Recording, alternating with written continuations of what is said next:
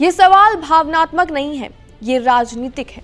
ये सवाल किसी एक घटना पर नहीं, बल्कि एक पूरी सोची समझी अराजकता पर है। 12 दिसंबर ढाका, एक अपेक्षाकृत गुमनाम कार्यकर्ता उस्मान हादी की हत्या होती है और इसके बाद जो हुआ वो किसी सामान्य प्रतिक्रिया जैसा नहीं था। वो था राज्य के संरक्षण में फैला उन्माद। सरकारी कहानी कहती है हत्यारा आवामी लीग से जुड़ा था, भारत भाग गया। लेकिन सवाल ये है कि एक व्यक्ति की हत्या के बाद भीड़ क्यों बेलगाम हो गई, मीडिया क्यों डराई गई, बंगाली संस्कृति के प्रतीकों पर हमला क्यों हुआ और मायमैन सिंह में एक हिंदू को भीड़ ने पीट कर क्यों मार डाला? क्योंकि ये सिर्फ हत्या नहीं थी, ये राजनीतिक हथियार था। नमस्कार, स्वागत है आपका जी न्यूज़ के इस डिजिटल प्लेटफॉर्म पर और मैं हूं आपके साथ कनिष्का मिश्रा। यूनिस की अस्थिर कार्यवाहक सरकार जो शांति लाने आई थी, आज खुद अराजकता की ढाल बन चुकी है।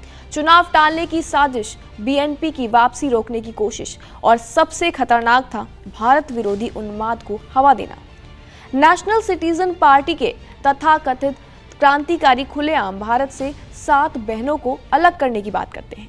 ये बयानबाजी नहीं है, ये क्षेत्रीय अस्थिरता का खुला न्योता है। और इस पूरी आग में सबसे आसान निशाना बना कौन? बांग्लादेश का हिंदू। क्योंकि जब राज्य कमजोर होता है तो भीड़ को दिशा देने के लिए हमेशा अल्पसंख्यक की कुर्बानी सबसे आसान रास्ता होता है। 16 महीनों में बांग्लादेश ने जो खोया है वो सिर्फ स्थिरता नहीं है, वो है कानून का डर, लोकतंत्र की गरिमा और सामाजिक संतुलन।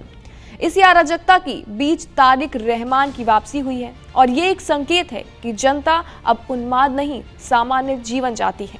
मध्यम वर्ग, व्यापारी, युवा, सबको एक स्थिर नेतृत्व चाहिए, ना कि सड़क पर शासन करती भीड़। लेकिन खतरा अभी भी टला नहीं है। एक तरफ यूनुस की सत्ता लालसा, दूसरी तरफ जमात का धैर्यवान कट्टरपंथ।